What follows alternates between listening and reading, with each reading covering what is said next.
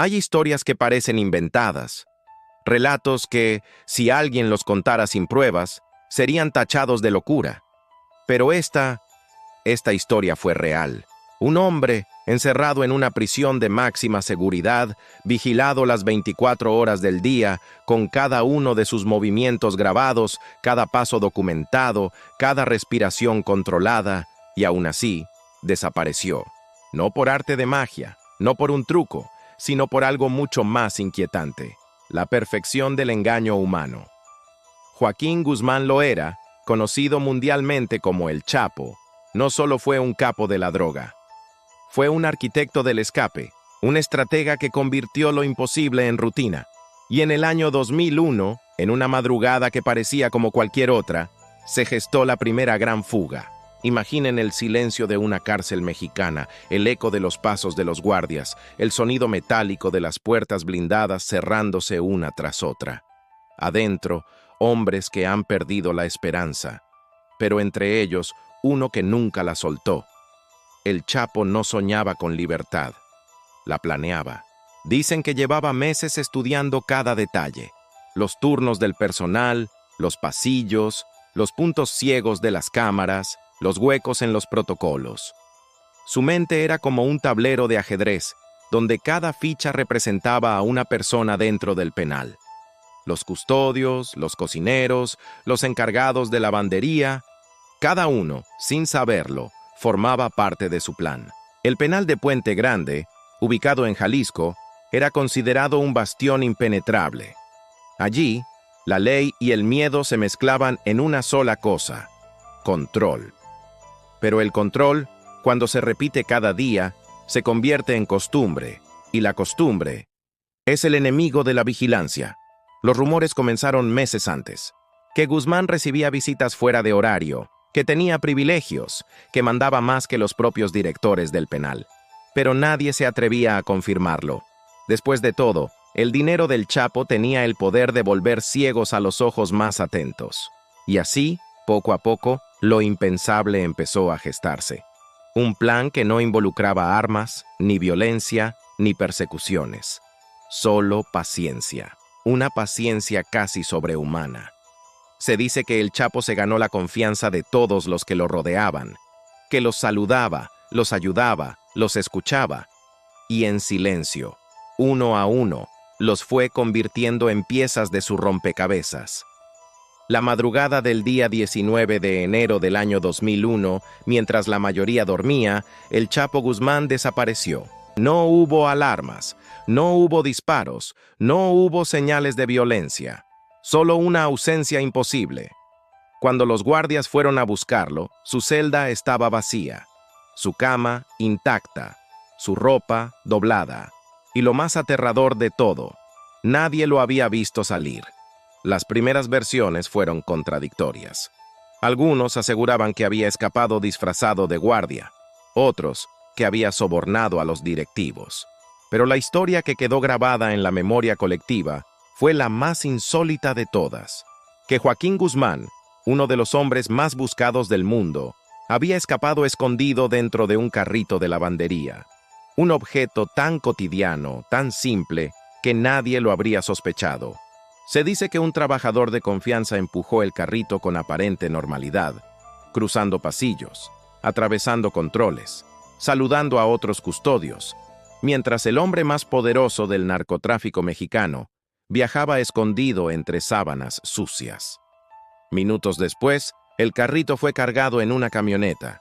El vehículo cruzó la última puerta, y una vez fuera del penal, desapareció en la oscuridad. El país entero se paralizó. ¿Cómo era posible? ¿Cómo podía alguien fugarse del penal más seguro del país sin disparar una sola bala? La respuesta fue tan sencilla como perturbadora: porque el dinero había abierto las puertas antes que él. Con el paso de los días, se reveló que más de una docena de empleados del penal habían colaborado directa o indirectamente en la fuga, desde custodios hasta mandos altos. La prisión más segura de México había sido derrotada por su propio sistema, y mientras las autoridades trataban de explicar lo inexplicable, el Chapo ya se encontraba lejos, protegido por las montañas en los confines de su tierra natal.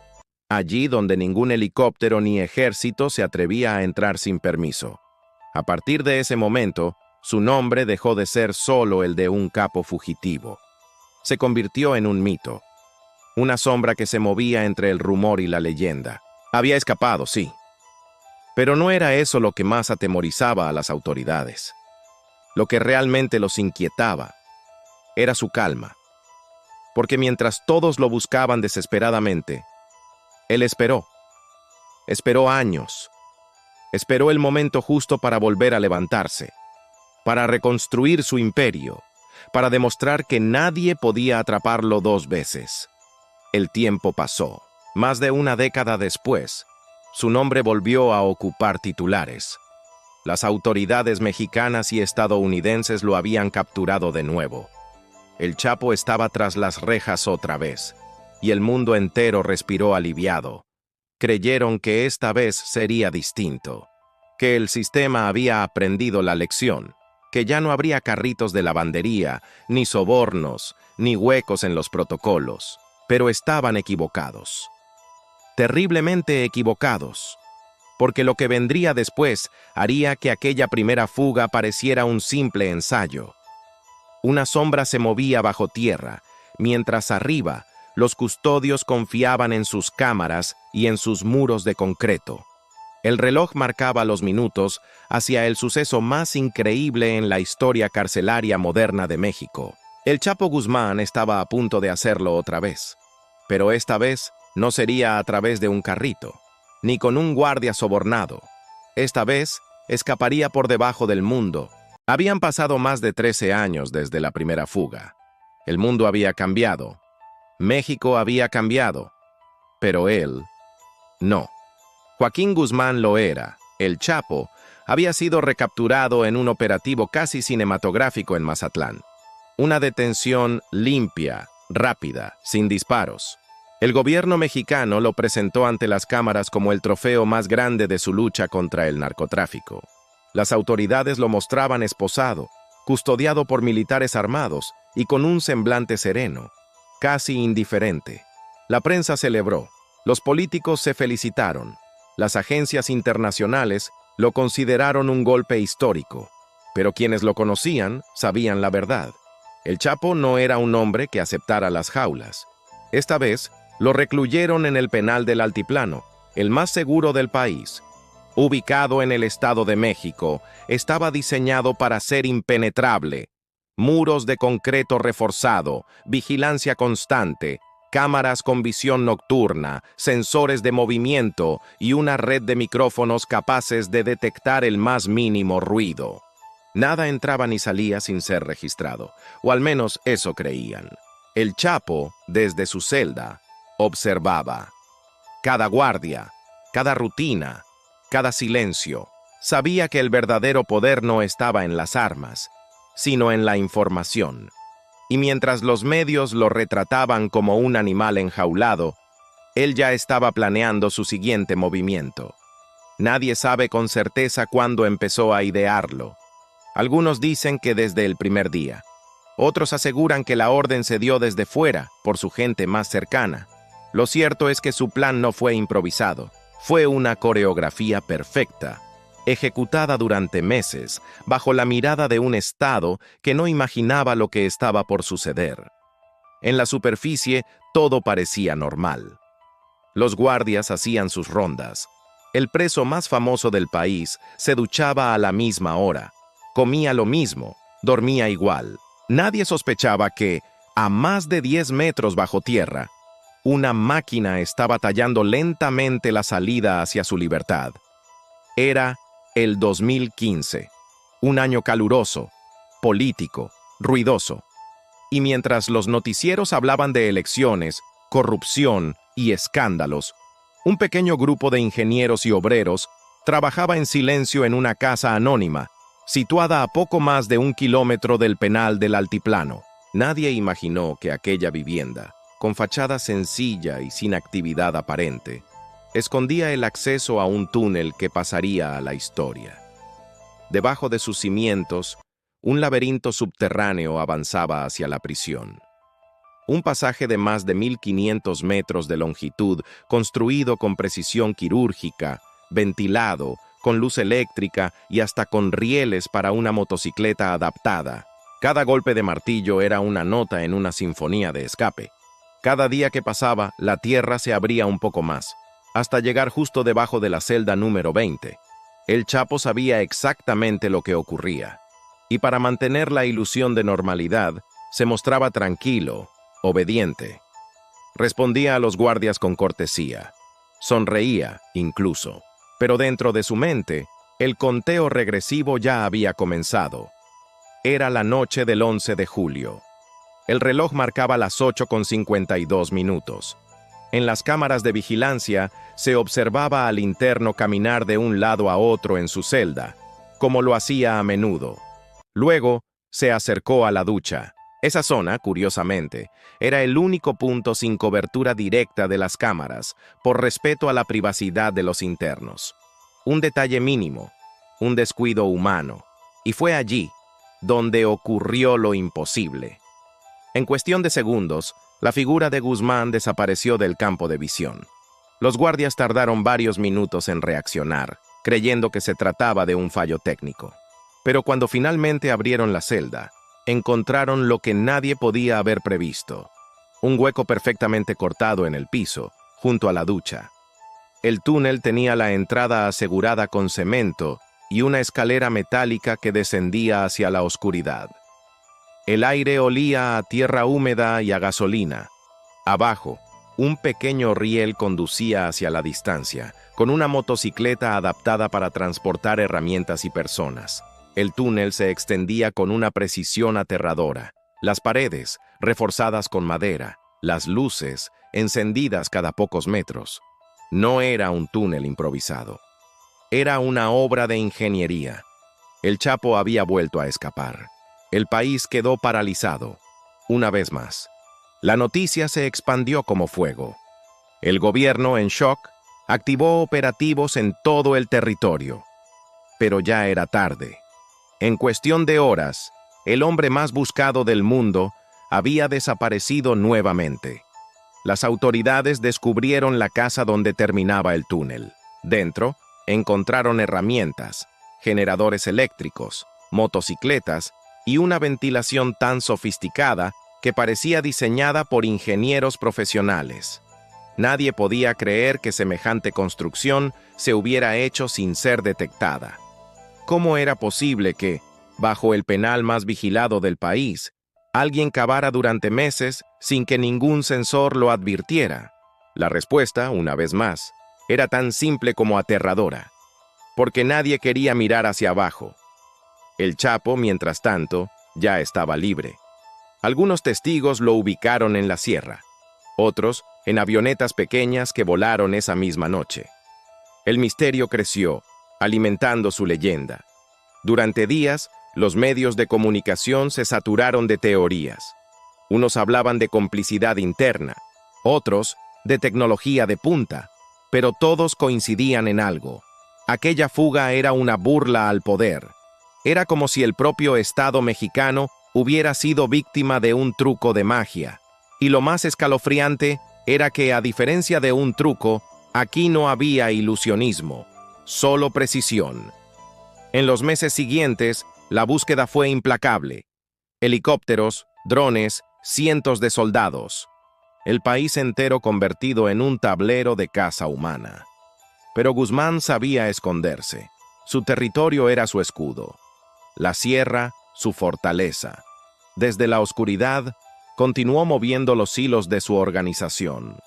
La gente en los pueblos aseguraba haberlo visto, sonriendo, caminando como si nada. Algunos lo veneraban, otros lo temían.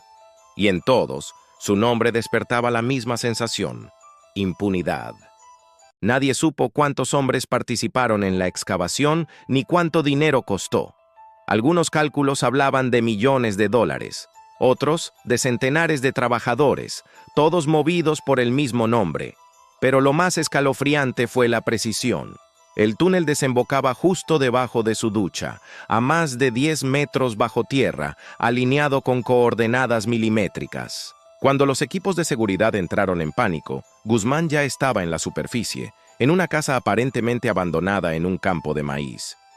Lo esperaban vehículos, ropa limpia y, según algunos testigos, hasta una comida caliente. El escape del siglo estaba consumado. En cuestión de minutos, la noticia dio la vuelta al mundo. Los noticieros repetían las imágenes del agujero, los políticos balbuceaban explicaciones y el gobierno mexicano se hundía en la vergüenza internacional. ¿Cómo era posible que el narcotraficante más vigilado del planeta hubiera desaparecido de nuevo, esta vez por un túnel que parecía sacado de una película de ciencia ficción? Pero más allá del escándalo, lo que realmente quedó grabado fue la sensación de que Guzmán no era un simple hombre, sino una fuerza. Una sombra capaz de romper cualquier muro, literal o simbólico. Las teorías comenzaron a multiplicarse.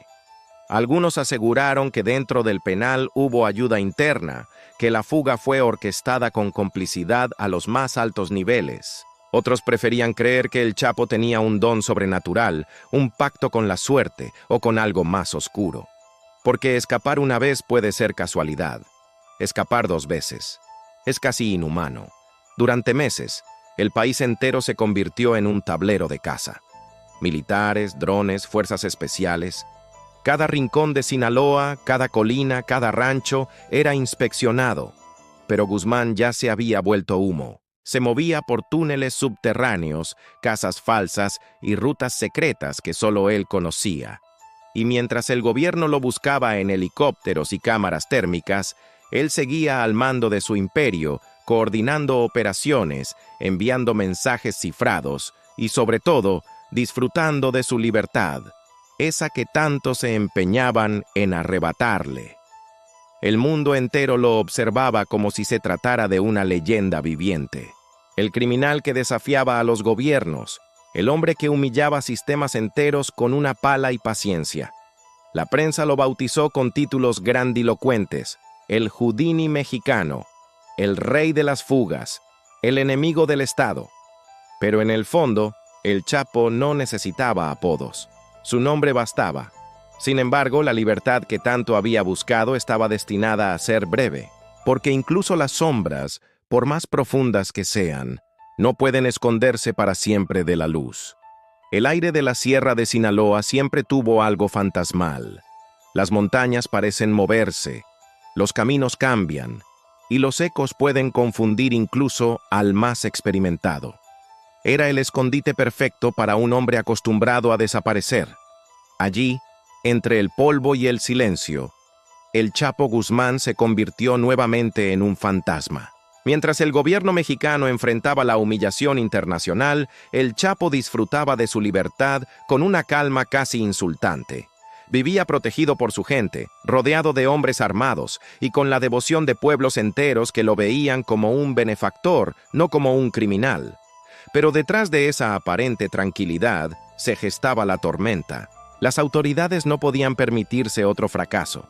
Y al otro lado de la frontera, los Estados Unidos presionaban con una furia sin precedentes. Se desplegaron unidades especiales, tecnología satelital, inteligencia de agencias internacionales. Todo un ejército invisible cazando a un solo hombre. Guzmán lo sabía. Sabía que lo estaban cazando, y aún así, siguió moviéndose con una audacia que parecía desafiar la lógica. Durante meses, cambió de escondite constantemente.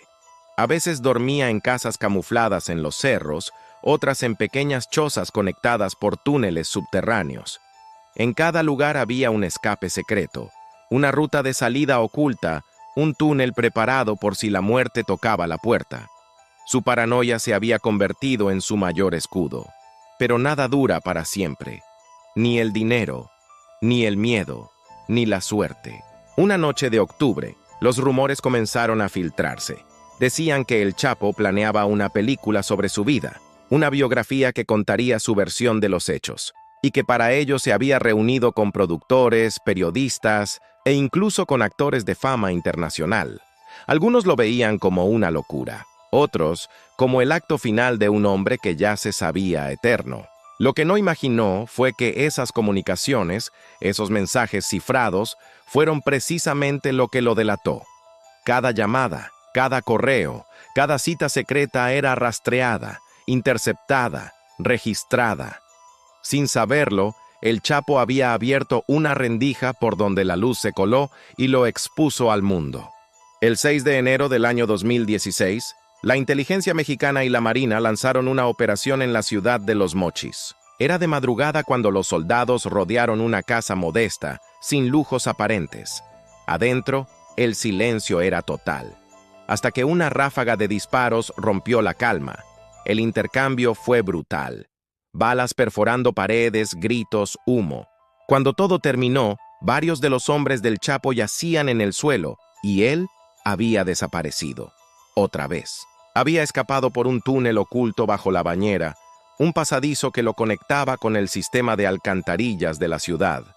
La historia parecía repetirse. Los marinos, frustrados, lo siguieron por el laberinto subterráneo. Durante horas lo buscaron entre el lodo y la oscuridad hasta que, en una carretera cercana, lo localizaron. Viajaba en un vehículo robado junto a su jefe de seguridad. La persecución fue corta. No hubo tiroteo. No hubo túneles. Solo el sonido metálico de unas esposas cerrándose por última vez. El Chapo Guzmán, el hombre que había humillado a los gobiernos más poderosos, volvía a caer. Pero esta vez no habría escape. Fue trasladado a una prisión de máxima seguridad bajo vigilancia total. Ya no existían túneles, ni guardias sobornados, ni sombras donde esconderse. En menos de un año fue extraditado a los Estados Unidos, donde enfrentó uno de los juicios más mediáticos del siglo. Los testigos lo traicionaron, los aliados se desvanecieron, y el mito comenzó a desmoronarse, poco a poco, entre muros fríos y rejas que no se abren. El tribunal lo condenó a cadena perpetua más 30 años adicionales. Una sentencia imposible de cumplir, pero simbólicamente perfecta. La confirmación de que incluso los hombres que se creen intocables algún día caen. Y así, encerrado en una celda a miles de kilómetros de su tierra, el hombre que una vez escapó bajo tierra y burló al mundo entero, permanece ahora rodeado de concreto y silencio. Pero hay algo que ni las rejas ni el tiempo han podido detener: su historia. Si te gustó este video, no olvides darle like y suscríbete. Hasta una próxima oportunidad.